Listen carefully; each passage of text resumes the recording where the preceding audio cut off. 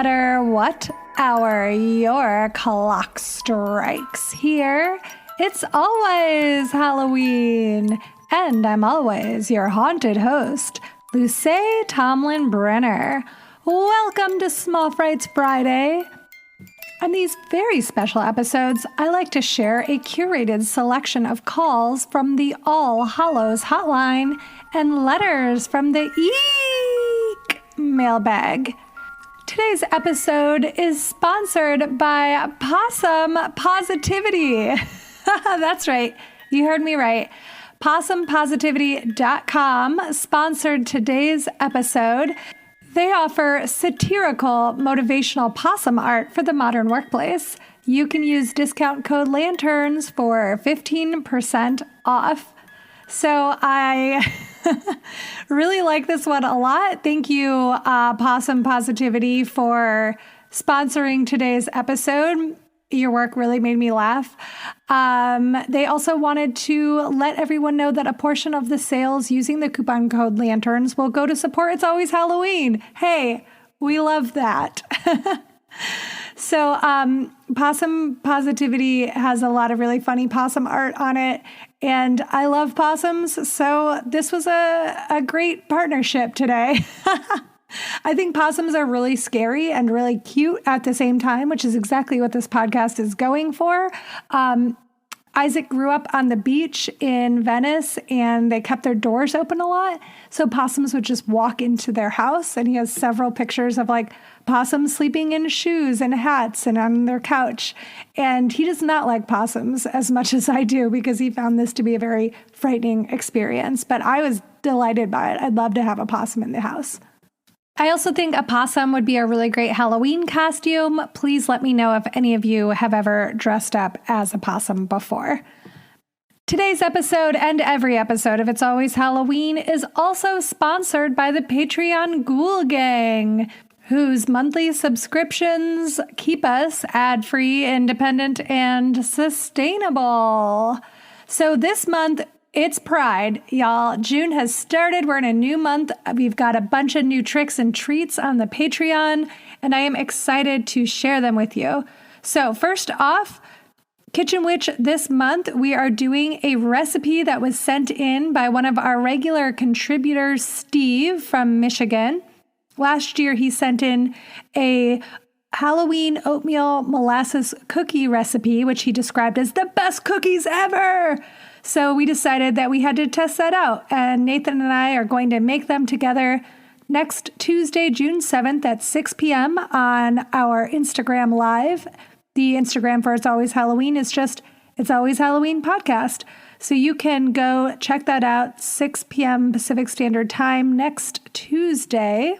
I hope you can tune in for that, since last month Nathan and I had to cancel Kitchen Witch Live because we were both just juggling way too much. So please come and see us next week and snag the recipe, which is posted for all ghouls at the $3 and up level. We also have a new book club selection this month. We are reading our first YA novel, The Dead in the Dark, by Courtney Gould, and we'll be discussing it virtually on Tuesday, June 28th at 6 p.m. That's a magic number here. This book is about ghosts. This book is about lesbians. This book is about combination ghost lesbians. I am really excited about it. I think it's going to be really fun. I'm enjoying the first couple chapters so far. And Courtney Gould is a queer first-time novelist, so I'm excited to support her as well. All right. Maybe reading's not your thing, but I know you love to watch a spooky film. So how about this? We got 4 this month. We have 4 films. We're doing 2 double features for our movie parties this month. And our first one is coming up Saturday, June 11th. And we're going to try to redo our SoCal Lantern party at Grim Turn Nathan's house.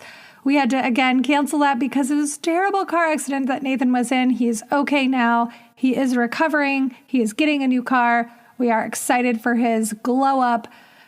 And how nice of him to try to have us all over his house again. So if you live locally or you want to get your jetpack all gassed up and come on over from the corners of the world, Then all lanterns are invited in person to Grimturn Nathan's house to watch a Nightmare on Gay Street double feature. We'll be watching Nightmare on Elm Street 2 with Scream Queen, My Nightmare on Elm Street, which is a documentary about the guy who was the main character in Nightmare on Elm Street 2. So we'll be doing that on Saturday, June 11th. This will be in person, but I will still be streaming internationally. So even if you can't make it, we're still doing the regular live stream that we do every month. And in the spirit of community, I want to open this one up to every Ghoul Gang member. So this is a great time to sign up, get a little extra doodads this month. Even if you can't sign up at the regular movie level, every lantern, $1 and up. I'd love to have you come to this double feature on June 11th. Then on Sunday, June 26th, we're doing the homoerotic Hitchcock double feature. And we'll be watching Rebecca from 1940 and then Rope from 1948. And we're going to get into queer coding and noir and gothic mysteries and all the cool stuff that Hollywood films did before it was okay to say gay in films, all the ways in which they subverted gender expectations and did little secret nods to sexuality, and it'll be a really fun deconstruction. Each movie night, I do a deep dive into the history and the background of the film and how it relates to Halloween and the themes that we've been talking about together. So it's like a film night and a little mini film school all rolled up into one.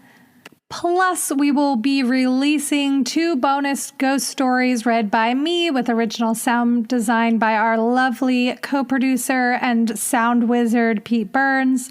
And those will be released next week, the week of June 6th, and the third week, the week of June 20th. And if you have not checked the Patreon lately, we have 4 new ghost stories up there now that I'm really excited about. And I'd love to hear what you guys think of them. Pete and I put a lot of time and love into the ghost stories, and I try to bring you something that maybe you wouldn't find on your own. So up now is The Night Wire by H.F. Arnold, Horror Story by Carmen Maria Machado, The Basement by Silvina Ocampo, and Fever Dream by Ray Bradbury. So those authors really span from a classic genre author like Ray Bradbury to a modern queer author like Machado to an Argentinian author like Ocampo and a 20s mysterious author that people don't know anything about and whose background seems to shift and change like H.F. Arnold. So if you're interested in curated ghost stories by a huge span of different authors, then you gotta sign up on Patreon. Just go to patreon.com/itsalwayshalloween. You can click the link in our show notes that says Pride Month Tricks and Treats to read more details about everything that I just talked about. Patreon and sponsors like Possum Positivity keep us able to make this podcast every month, and we just appreciate you so very much. And I want to welcome the newest members of the Patreon Ghoul Gang. Welcome Linda and Michael Tomlin-Brenner, my parents. Thank you, Mom and Dad. Welcome Sam McGoldrick, and welcome Myra Severin. What a thrill to have you all in the Ghoul Gang. Please come on to the Discord, introduce yourselves, chat with us. I'd love to get to know you better.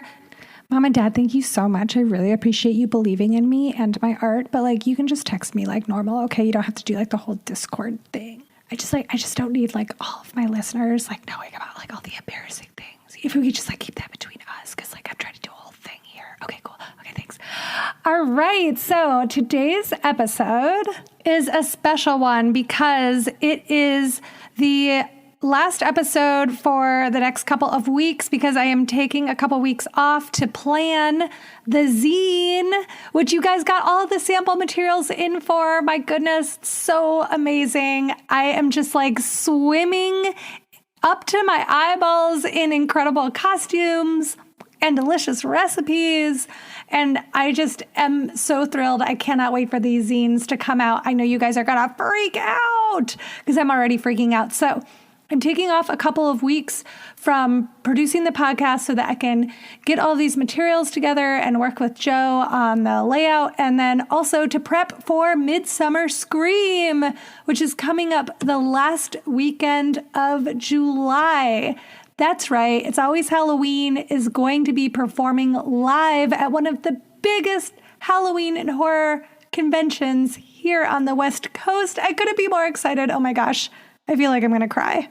And yes, I do cry kind of easily, but still, this is a big deal. And I really want you guys to come. So I have a special code for you. It's so special and it's just for you. It's just for lanterns. It's IAHMSS22, and it's good for 25% off general admission tickets for Midsummer Scream, and it's valid through the end of this month. You got to get your tickets by June 30th to use this code IAHMSS22. That's just the abbreviations for It's Always Halloween Midsummer Scream 22. You know, like the year that we're in, 2022. That code's also going to be in the show notes. I'm going to be posting it on the Patreon and on Instagram. Find it, use it, come visit me. Come into the audience with like a big sign that's like lanterns, yay. I don't know. I'm not good at coming up with slogans for signs. It's actually the thing that stresses me out the most about protests is how clever everyone is. And I just want to show up and be like, yeah, I hate this or I love this. And not having a clever sign stresses me out. Don't forget to grab your tickets for Midsummer Scream in Long Beach and visit the IAH team for our first ever live and in-person show. Use the ticket code IAHMSS22 for 25% off your general admission tickets. All right, let us dive into an EEEEKmail. I got a good one here. The subject line is new listener to the show. Hello, I just found your show and I wanted to say thank you so much for doing it. I've always loved Halloween, and it's too bad that the kids have orange and black days at school now where I live. Growing up in the 80s, we would have a big Halloween event after lunch. Everyone was required to make their own costumes and compete in a costume contest that day. I won with my Ghostbusters costume that I made one year. The best part, though, was at recess, the janitor would dress up as this creepy old man monster and run around the school roof pointing down at kids, or he'd run around in the field next to the school coming after kids, and he gave us a really big scare. You definitely couldn't do that today. Oh, how this new generation is missing out on all the spooky fun. Imagine the letters and like the news articles that would be like, janitor chases children in scary mask.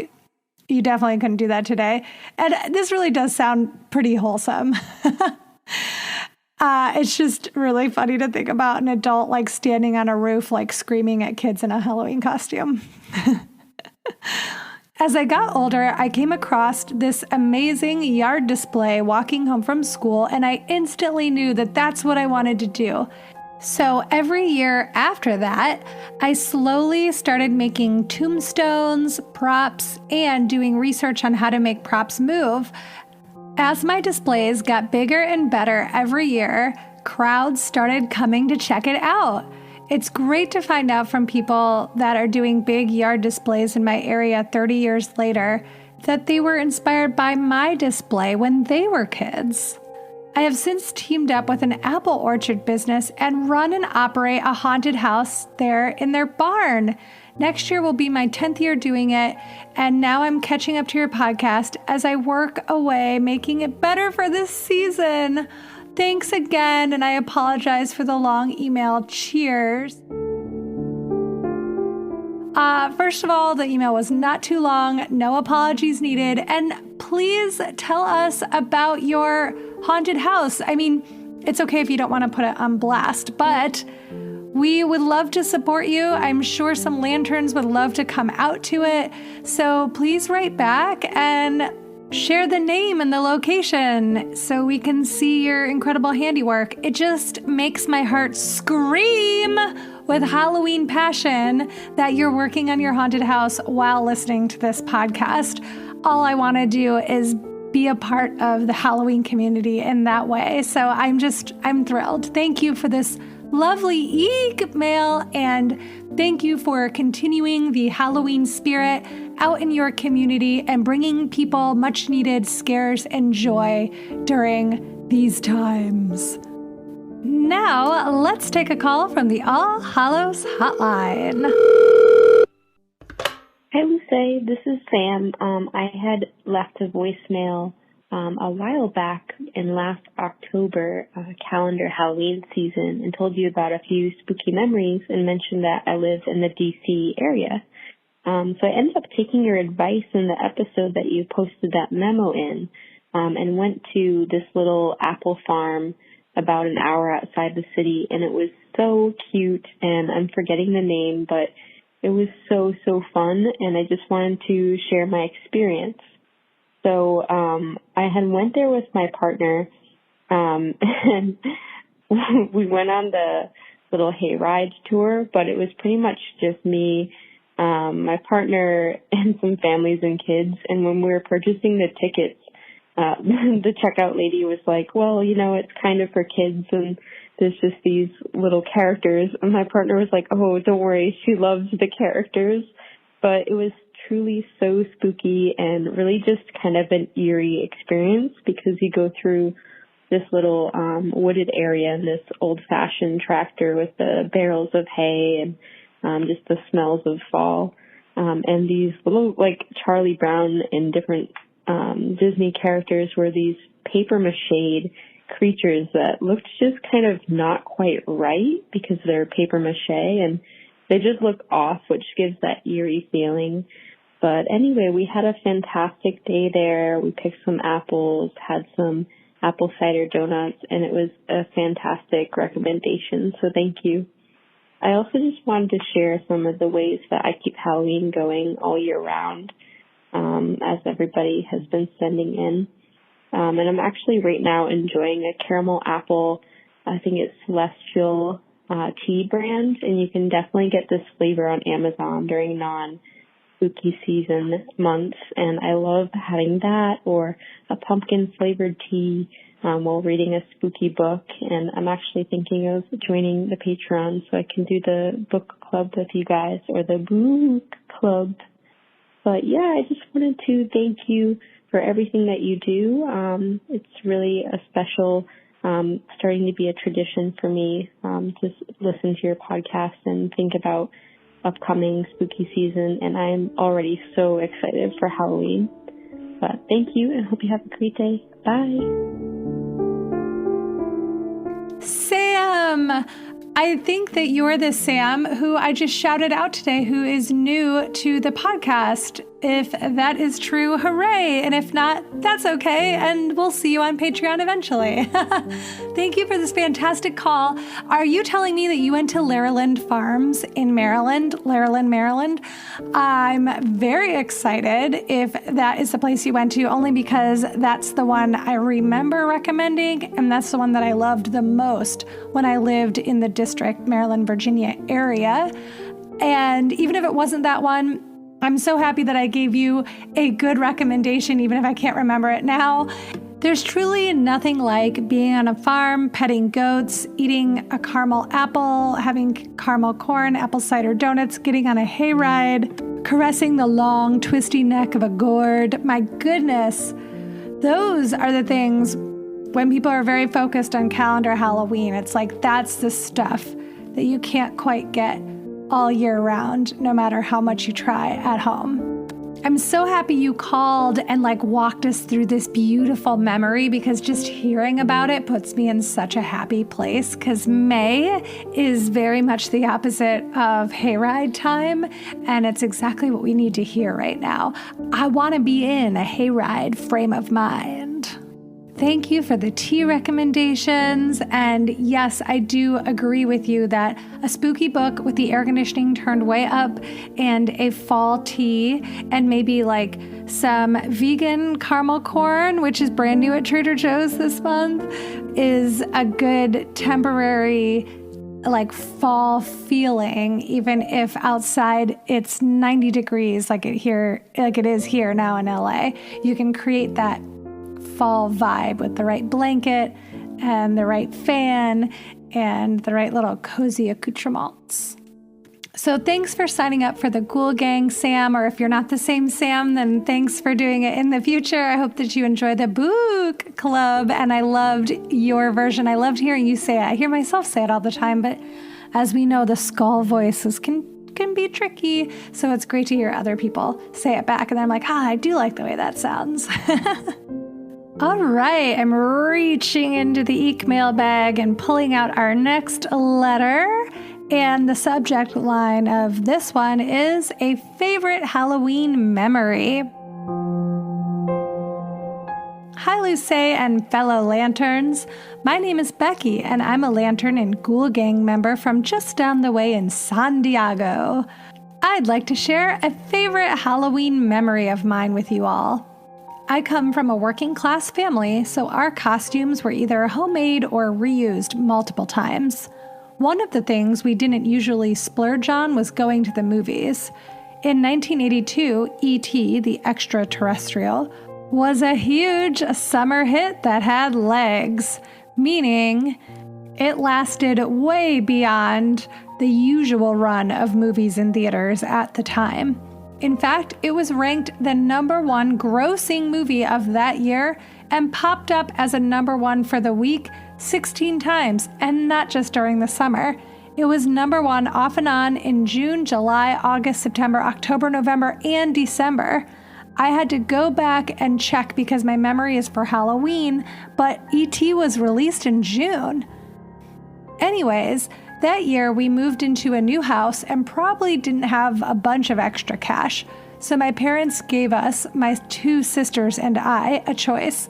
Go to the movies and see E.T. on Halloween night or go trick-or-treating. Of course we chose to go see E.T. I remember in the theater that there were little kids in plastic E.T. masks, the kind with the elastic that goes around the head, and that was the first time I saw my dad cry. Who didn't cry while watching E.T. for the first time? Upon arriving home, of course, we still wanted to go trick-or-treating. I guess my parents took us to an earlier showtime because there was still ample time to go out and get candy. But we had no costumes, and this is where my favorite part of the story happens. We scrounged around the house looking for anything that could be a costume. Being thrifty as she was, my mom always kept old Halloween makeup in the freezer.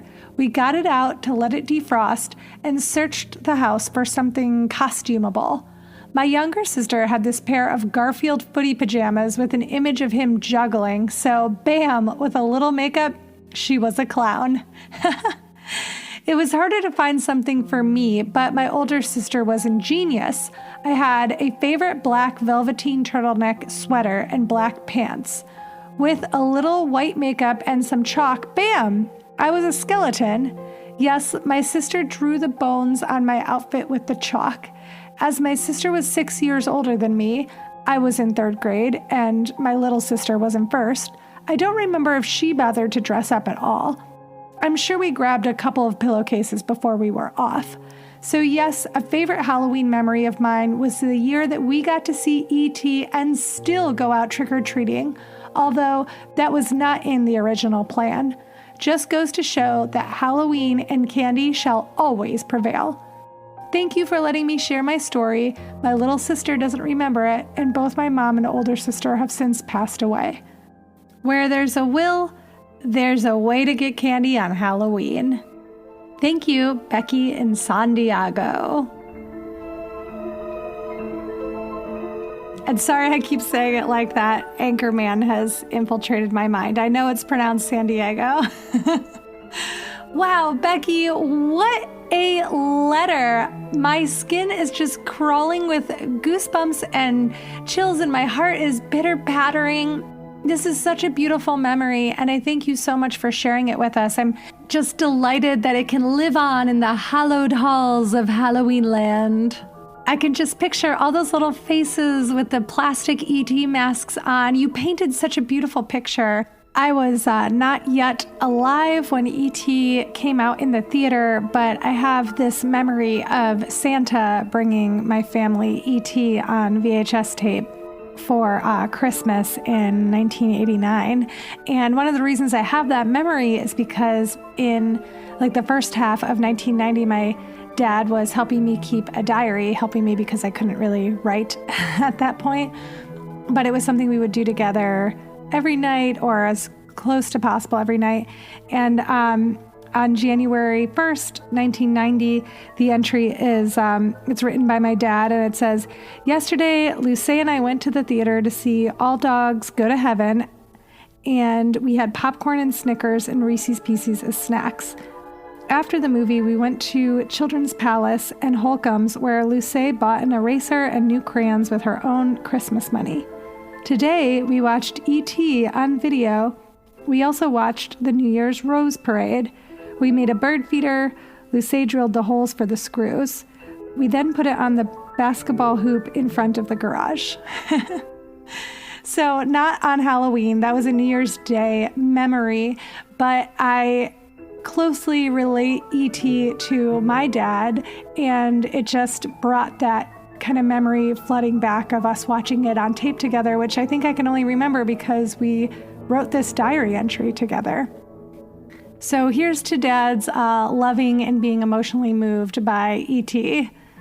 I also want to commend you and your family for being so resourceful. I love that not getting like a store-bought costume didn't keep you from still going out and enjoying Halloween. That Halloween that you described is like the essence of this podcast and the spirit that I want to imbue everyone with. The fact that Halloween shouldn't be something that's only accessible to people with money or to people who can be, I don't know, very creative. Like obviously what you did was creative, but it's like something anybody can do. Sometimes I look at people's costumes that are like so well made, they're so artistic, and I just feel like I can't make a costume. I'm creative in my brain with my words, but my hands don't do anything that I tell them to do beyond typing. And I get really intimidated by people's costume making skills sometimes, and I have to remind myself that like, that's not what it's about. It's not a contest. We're not in school anymore. Have fun and do what you want to do. And I'm going to be holding this memory of the juggler and the clown and the skeleton with me because I just think it's so perfect and just what everybody should be thinking of when we're celebrating the holiday. Keep it simple. Use what you have around you.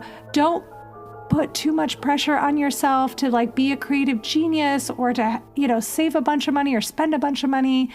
Halloween is for you. Halloween is for everybody. Becky, I can't tell you how much this really touched me. So thank you for sharing this. And I just feel very moved with the Halloween spirit right now. Each and every message today really got me. I just feel like so encouraged by your stories, Lanterns. It really does not matter what hour the clock strikes. You do such a great job of capturing what's so perfect about this holiday. And, I was kind of having a rough day and just reading through all of your messages and putting materials together for the zines just completely turned my entire mood around. And that's what I love about this holiday. And I really am happy to hear that the podcast can do that for you guys as well, and that we all get to work together to cheer each other up with a little spookiness. So like I was saying, I will be taking the next couple of weeks off from the regular podcast just so that I can prepare this zine and prepare upcoming episodes. as well as our big debut at Midsummer Scream. So the Patreon will still be going strong. And if you want to regularly talk about Halloween on our Discord or come to our movie nights or chat about scary books, then come sign up for Patreon. We've got really fun stuff at every level. And the Halloween spirit will continue on there even as we take a couple of weeks break here. And please keep sending in your memories and your questions and your Halloween recommendations. You can call the All Hallows Hotline at 802-532-DEAD, or you can write us at lovely EEEKmail and make me cry at itsalwayshalloweenpodcast@gmail.com. And don't forget, we are on Instagram at itsalwayshalloweenpodcast. Thank you so much to the Patreon Ghoul Gang for supporting us each and every episode. And thank you to Possum Positivity for sponsoring this episode. Remember to go and check out possumpositivity.com and that you can use the coupon code LANTERNS to get 15% off. Today's episode was produced and performed by me, your forever haunted host, Luce Tomlin-Brenner, with sound design, editing, and theme music by the wonderful Pete Burns. And let's not forget the fantastic contributions from your fellow lanterns, Sam, Becky, and this incredible haunted house maker who we are waiting to hear back from so we can come visit your haunted house. If you love It's Always Halloween, you can support us in a number of ways. You can go to patreon.com/itsalwayshalloween. You can click the link in the show notes for the tip jar and leave us a tip. $30 or more will mean that you get to sponsor an episode. And you can also shop our Redbubble. That link is in our show notes as well. Plus, a free and easy thing you can do is write us a little 5-star review that helps other lanterns find us in the dark, dark night. And I've got a new review today that I'm excited to share with you. It says, "Oh my God, love, love, love this podcast." And it's from Ash Malone. It says, "I found this podcast about a week ago and have been absolutely obsessed since. There is such great content like Halloween history, different cultures, and great perspectives from others. I love it so much. Thanks." Well, thank you, Ash Malone. Really appreciate it. It's that easy, that simple to leave a little review and make sure that we drown out some of the white supremacists who have been kind of going to town on the account, and also so that other like-minded ghouls can find us. If you have NPR One, we are also on that app as well, so go find Ira Glass and tell them you love us. Thank you so much for listening to yet another episode of It's Always Halloween, and come back next time, unless you're too busy phoning home.